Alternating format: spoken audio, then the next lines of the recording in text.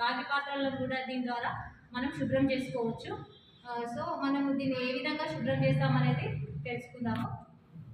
ఇది మనం హార్పిక్ని ఉపయోగించి మన ఇంట్లో మన టాయిలెట్ క్లీన్ చేసుకుంటున్నాం.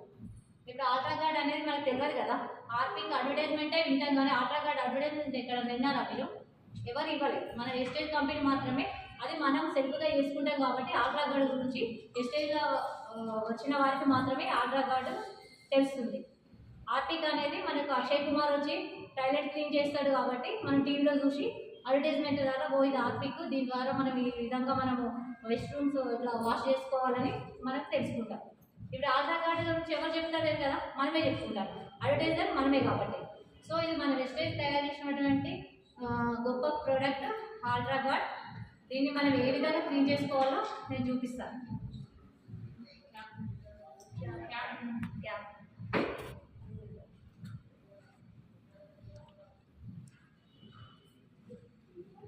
ఇదొకటి కఠినమైన మరక అనుకుందాం. రాగి ఎంత ఉంది, ఎంత చాలా బ్లాక్ ఉంది కదా. దీంట్లో 2 డ్రాప్స్ వేయడం వల్ల ఇది ఎంత శుభ్రం అవుతుందో తెలుసుకుందాం.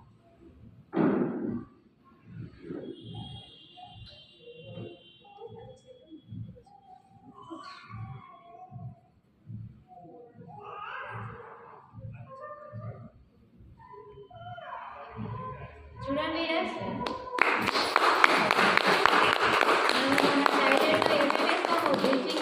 హార్పిక్ వేస్తాము, ఇంకా వెరైటీ ఏమైనా ఉంటే అన్నీ వేస్తాం, ఫినాయిల్ వేస్తాం, అన్నీ వేస్తాం.